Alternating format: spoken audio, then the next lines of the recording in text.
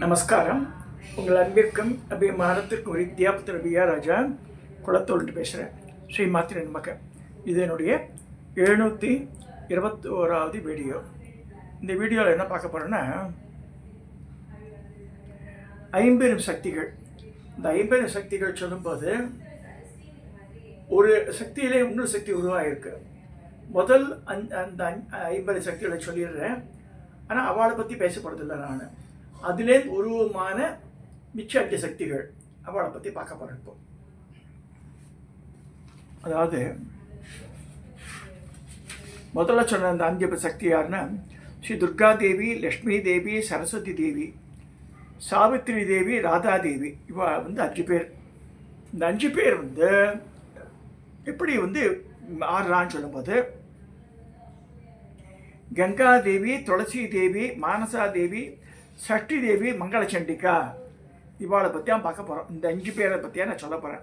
இந்த மிச்சத்தெல்லாம் உங்களுக்கு தெரிஞ்சிருக்கும், இருந்தாலும் அது ஒன்று நாள் தனியாக கவர் பண்ணிக்கலாம். 50 சக்திகள் இந்த பூமியில் பிறந்து மக்களுக்கு நன்மை செஞ்சவா இவா. இப்போ நம்ம பேசக்கூடிய தேவிகள். முதல்வது கங்கா தேவி, 2வது துளசி தேவி, 3வது மானசா தேவி, 4வது சஷ்டி தேவி, 5வது மங்களச்சண்டிகா. இப்போ கங்கா தேவி, இந்த பெயருடைய 9 தேவிகள் இருக்கலாம். கங்கா தேவின்ற பேர்லேயே 9 பேர் இருக்கார். கங்கை அம்மன் பார்க்கலாம், கிராம தேவதையாக இருக்கும் அது. ஸோ அந்த மாதிரி 9 சக்திகள் கங்கான் பேர்லேயே இருக்கா. நமக்கு தெரியாது கூட நாளாக. அது எல்லா பாவங்களும் யாரை துய்த்தால் நீங்குமோ, எவரிடம் மூழ்கினால் உயர்ந்த புண்ணியங்கள் வருமோ, எவர் பரமசிவனின் சடையில் அமர்ந்து அந்த பரமேஸ்வரனுக்கு கங்கா ஜடாதரன் என்ற பெயரை ஏற்படுத்தினாலோ, அந்த கருணாமயமான கங்கை 3 உலகத்திலும் தீர்த்த வடிவமாக இருக்கிறாள். ஒன்றும் இங்கே பாத்ரூமில் குளிக்கிறோம், குழாவை திறந்து வைக்கிறோன்னா, கங்கை யமுனே சைவ கோதாவரி சரஸ்வதி நர்மே சிந்து காவேரி ஜல்லேஸ்வரன் சன்னிதம் குருன்னு சொல்லிடுறோம். ஸோ இந்த கங்காதேவி அவள் மகரம் சொல்லுவா, சில முதலைன்னுவா. அந்த வாகனத்தில் அம்பாள் இருக்கா.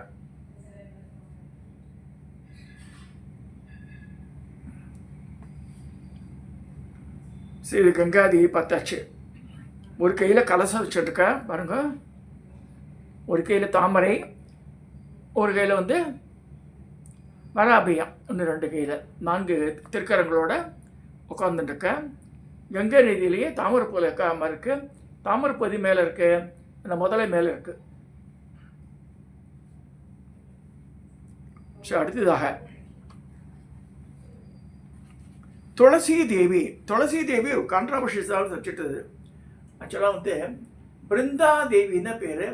சங்கசோட பத்தினியவோ சில ஜலந்தரனோட பத்தினின்ற பேர் மாறுபடுறது இல்லை. அவளால் சபிக்கப்பட்டது மகாவிஷ்ணு. சாலகரம்மா கல்லம்மா மாறுறாள். இப்போ பிருந்தாவன துவாதசியனுக்கு 2 பேர் கல்யாணம் பண்ணிவிடுவா. ஆக்சுவலாக வேற ஒருத்தரோட பத்தினியவோ. அவள் மகாவிஷ்ணு தன்னை ஏமாற்றிட்டாளேன்னு சொல்லி வெறுப்பில் தன்னை எரிச்சுன்றா அப்படியே. அப்போ விஷ்ணு இல்லை நான் நீ பெரிய பதிவிரதா, நீ முந்தைய ஜென்மத்தில் என்னோட மனைவியாக இருந்தேன்னு சொல்லிட்டு அவள் தண்ணீர் விடுறார். அப்போ துளசி செடி வருது. அந்த துளசி இல்லாமல் பெருமாள் பூஜையே கிடையாது, அது தெரிஞ்சுக்கணும். நீங்கள் துளசி இல்லாமல் இந்த பிருந்தான்ற அந்த துளசி தேவி இல்லாமல் பெருமாளுக்கு மாலைகளை செய்ய மாட்டேன். அவருடைய பக்ஷணங்கள், நைவேத்திய சாமான்கள், அதாவது தத்தியான்னம், குடான்னம், அப்புறம் திந்திரியான்னம், எல்லாத்துலேயும் இந்த துளசி இலையை போட்டால் தான் சுத்தமாக ஆறுதுன்னு ஒரு கணக்கு. அது வழக்கு வைஷ்ணவ சம்பிரதாயத்தில் ரொம்ப பொற்றக்கூடிய பெண்மணிவோ துளசி தேவி. எல்லா ராத்துலேயும் துளசி செடி இருக்கும். எங்காத்து ஒழுக்க பெரிய துளசி மடக்கும், அரிய துறையில் இருக்கும். நான் மாடியில் இருக்கிறதுனால ஒரு சின்ன துளசி மடம் மண்ணிலேயே பண்ணி வச்சுருக்கான். களிமண், அப்படி சுட்ட மண்ணில். அது பால்கனியில் இருக்கும். நித்தப்படி நான் பூஜை முடித்த உடனே இந்த நான் எனக்கு தெரிஞ்ச ஸ்லோகம் சொல்லுவேன். அது புக்கெல்லாம் படிச்சிருந்ததில்லை. ஓம் பிருந்தாதேவியே நமக, ஓம் துளசி மாதாய நமக, ஓம் கேசவப்பிரியா நமக, மாதவப்பிரியா நமக, ஓம் கிருஷ்ணப்பிரியா நமக, ஓம் மகாலட்சுமி நமக, மாத்திருக்காரூபணி மம குடும்பானாம் ரட்சி ரட்சி மாதான்னு சொல்லி தண்ணியை விட்டுட்டு அது மேலே புஷ்பங்களை போட்டு தெளித்து அது தலையில் தெளிச்சுட்டு அப்புறமா தான் காக்காக்கு சாதம் வைப்பேன் நான். இது வந்து ரொட்டீன் ஜாப் எனக்கு பல வருஷ காலங்கள் நடந்துட்டுருக்குது கிட்ட. கீழே வந்து கீழாத்த மாமி இருக்க நம்ம கோலமெல்லாம் போட்டு அந்த துளசி செடி போடுவோம். துளசி இல்லாமல் எங்கள் வீடு எங்கள் அம்மா வந்து ரொம்ப துளசி மேலே அதீத பக்தி உடையவோ. துளசி செடி இல்லாமல் இந்த ஒரு வீடு காலி பண்ணி ஒரு இடத்துக்கு போகிறோன்னா கூட ஃபஸ்ட்டு துளசி மாடங்க வைக்கிறது பார்த்துட்டுருவோம். ஸோ அந்த இடத்துலலாம் வந்து பண்ணணும்னு ரூபா. இந்த துளசி இல்லாமல் இந்த சனாதன தர்மமே கிடையாது. எல்லா இதுவும் வந்து துளசி மாலை சங்கராச்சாரியாலாம் பில்பம் மாலையும் எடுத்துவா, துளசி மாலையும் எடுத்துப்பாவா. ஸோ அந்த மாதிரி துளசி 2 ஆயிடுத்து. 3வது மானசாதேவி. மானசாதேவின்ற யாருன்னா ஜரத்காருன்னு ஒரு மகரிஷி இருந்தார். அந்த மகரிஷி ரொம்ப கோபமானவர், யார் பொண்ணு தர மாட்டேன்றார். அப்போ எல்லாம் காசிய மகரிஷியோட பொண்ணு வந்து மானசான் இருக்கா, அவளை கல்யாணம் பண்ணிக்கோன்றா. அவர் என்ன சொல்கிற, இப்போ சொல்கிறோம் இல்லையா மிஸ்ஸஸ் விஜயலக்ஷ்மின்னா இது மிஸ்டர் மிஸ்ஸஸ் சொல்லும்போது பெண்மணி தனியாக சொல்லிக்கிறாப்போ. அந்த காலத்திலலாம் வந்து மிஸ்ஸஸ் சிவராமன்னா மிஸ்ஸஸ் சிவராமன் அது மாதிரி தான் பேர் வச்சுக்கணுன்றார். ஸோ ஜரத்காருன்னு தான் அவள் பேரை மாற்றினா கல்யாணம் பண்ணிப்பேன்றார். நான் கோவப்படாமல் நடந்துக்கிறோம், எல்லாத்துக்கும் ஓகே சொல்லி அவள் ஓகே சொல்கிறேன். தேவர்கள்லாம் அவன் சந்தோஷப்பட்டு அந்த இவருக்கு ஜரத்காருக்கு காசிய மகரிஷியோட பொண்ணான மானசாவை கல்யாணம் பண்ணி தரேன். அன்னிலேருந்து அவள் வந்து ஜரத்காரு, அவள் பேர் ஜரத்காரு ஆகிடுது மாதிரி பண்ணுறா. ஒரு சமயம் வந்து சாயந்தர வேளையில் பொண்டாட்டி மடியில் படுத்து தூங்கிடுறாரு. நல்லா 3 மணி ஆச்சு, 4 மணி ஆச்சு. அந்தி சாயிரம் வேலை 5 வேலை சந்தியாவந்தரம் பண்ணணும். சந்தியாவந்தரம் பண்ணாமல் இருந்தால் பாபம் சேரிமே சொல்லிட்டு என்ன செய்கிறா, எழுப்பினா அவ்வளோதான் கோவம் வந்து தவிர்க்கு. எனக்கு கோவம் வர மாதிரி பண்ணுறது, உன் கூட நான் வாழ மாட்டேன் அப்படின்னு சபிக்கிறாரு. அப்போ வந்து சொல்கிறா அவள், எனக்கு சத்புத்திரம் கிடைப்பான்னு சொன்னீங்க, அதெல்லாம் கிடைப்பான், நான் பார்த்த பார்வையிலே எனக்கு புத்திரம் உண்டாயாச்சுன்றான். உடனடியே குழந்தை பிறந்துடுது. ஆஸ்திகன் பேர் அந்த பையன் பேர். அவன் சொல்கிறான், அம்மா நான் தபஸ் பண்ண போகிறேன், எப்போ கூப்பிட்டாலும் நான் வரேன்றான். ஸோ அப்போ பரமேஸ்வரன் வந்து அவளை பேசிவ் பண்ணி, என் பிரதம சிஷியார் இல்லையே, அவள் தான் நாகாத்தம்மன். தமிழ்நாட்டில் நாகாத்தம்மன் சொல்கிறது யாருன்னா மானசாதேவின்ற வடநாட்டில் வெளிப்படக்கூடிய இந்த பெண்மணி தான் இவ. மானசா பார்வதி நடிச்சுட்டு போய், பார்வதி கிடையாது, இது வந்து சிவனோட பிரியமான சிஷ்ய, அவ்வளோதான். நாகாத்தம்மன்றது பார்வதி கிடையாது, ஈஸ்வரனுடைய பிரிய சிஷ்யை தான் சொல்லியிருக்கு. ஸோ இங்கே பாருங்கள், சங்கரனுடைய பிரிய சிஷ்யை, அனந்தன் சகோதரி. அனந்தனை இதுக்கு பேர் என்ன, இந்த பாம்பு, பெரிய பாம்பு இருக்குல்ல, பூமியை தாங்கிறது இல்லையா, அனந்த பத்மநாபன் சொல்கிறோம் இல்லையா. ஸோ அனந்தன் சகோதரி, நாகாபரண தேவதை, நாகமாதா, நாகசயனி, நாகவாகினி, இப்படிப்பட்ட தேவியின் வடிவம் இப்பொழுதும் உபாசனைக்கு ஏற்றது. நல்லா எல்லா இது செல்வங்களும் தருவோம், எல்லாத்தையும் தருவோம். இந்த பேரை சொன்னாலே போதும், விஷக்கடி இறங்கிடும். அவதான் வந்து மானசாதேவி. வடநாட்டில் பல இடத்துல இருக்குது இந்த இவருடைய கோவிலுக்கு கொண்டாட கோவில். எல்லாமே நாகமாக இருக்கும். அவங்களுக்கு கையிலெல்லாம் நாகத்தை தான் வச்சுட்டுருப்போம்.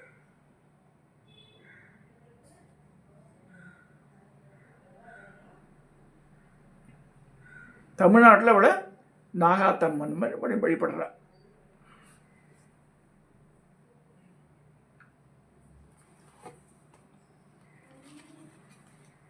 அடுத்தது சஷ்டி தேவி. பிரகிருத்தியினால் ஆனது, பிரகிருத்தியினால் 6வது அம்சமாக தோன்றி முருகனுக்கு உகந்த நாளாய் சம்பத் வடிவமாக காட்சியளிக்கிறார். இவ தான் சம்பத்கரி, இவ தான் வந்து தேவசேனா, இவ தான் சஷ்டி தேவி. தேவசேனா, சஷ்டி தேவி, சம்பத்கரி எல்லாம் ஒன்று தான். ஸோ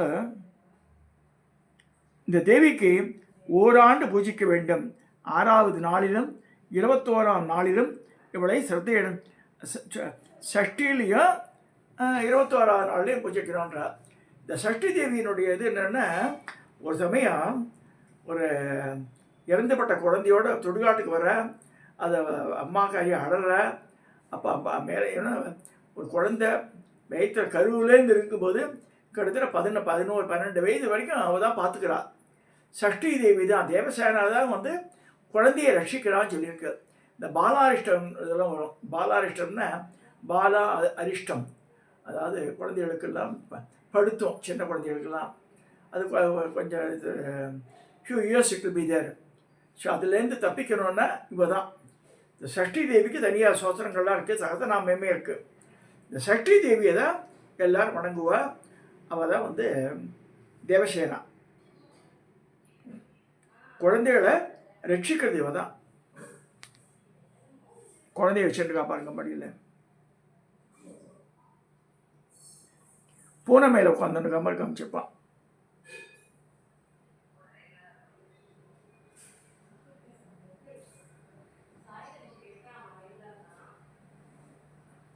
சஷ்டி தேவி இவ பேர். அப்போ வந்து சுடுகாட்டில் அந்த இறந்து போன குழந்தையினுடைய யுகேஷை அவள் காப்பாற்றி ரட்சிக்கிறான்னு சொல்லிட்டு தேவி பாகத்தோட கதை வருது மாதிரி. ஸோ அந்த சஷ்டி தேவி தான் வந்து தேவசேனாபதி. அதாவது இந்த சஷ்டியில் வந்து முருகனுக்கு மட்டும் இல்லை, தேவசேனாவுக்கு அர்ச்சனை பண்ணணும். நல்லா புரிஞ்சுங்க. குழந்தைகள்லாம் தீர்க்காயுஷம் இருக்கணும். தேவசேனாவுக்கு தனி அர்ச்சனை இருக்குது. தேவசேனாவுக்கு எல்லா அஷ்டோத்திரங்கள் இருக்குது, சகசநாமெல்லாம் கூட இருக்குது. வெள்ளிக்கும் தனியாக இருக்குது. ஸோ ஒவ்வொரு சக்தியும் ஒரு விதமான அவளுடைய பவர் தனி. இந்த தேவசேனான்ற சஷ்டி தேவி தான் வந்து குழந்தைகளை 12-14 வயது வரைக்கும் காப்பாற்றலான்னு சொல்லியிருக்கு. ஸோ அந்த 12 வயசுக்குள்ள குழந்தைகள் எதாவது பண்ணால் கூட அறியா பருவம். ஸோ அந்த தும்பியை சின்ன சின்ன தப்பான செயல்கள் பண்ணுறது அதெல்லாம் மன்னிச்சு விட்டுறா. குழந்தைக்கு 12 வயசு வரைக்கும் குழந்தைக்கு இப்போ அறிவு அந்த அளவுக்கு வளர்ச்சி அடையாதுன்னு அந்த ஆள் கருத்து. இப்போ அப்படி இல்லை. இப்போ 1.5 வயசு 2 வயசுலேயே வந்து அது போன நோண்டுறது என்ன பண்ணுறது நல்லா புரிஞ்சு எடுத்து இப்போ.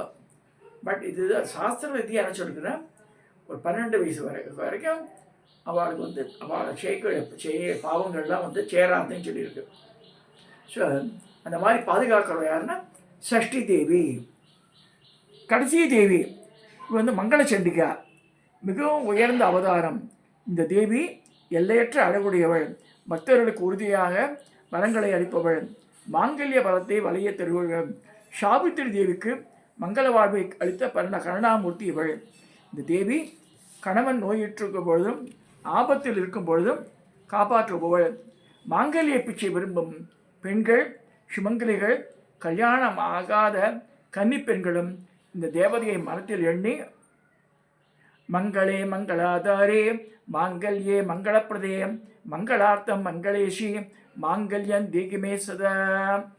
திரும்பி சொல்கிறேன். மங்களே மங்களாதாரே மாங்கல்ய மங்களப்பிரதே மங்களார்த்தம் மங்களேஷி மாங்கல்யன் தீகிமே சதா.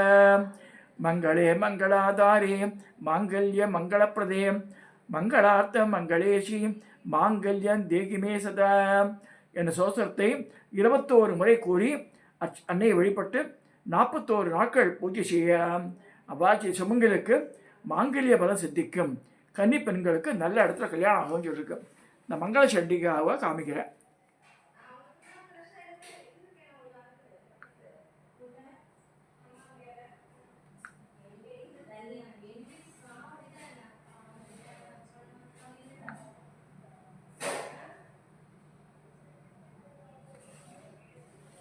இவள் தான் 16 கையோடு இருக்கா. சிம்ம வாகனத்தில் உட்காந்துருக்கா. இவள் தான் மங்கள சண்டிகா.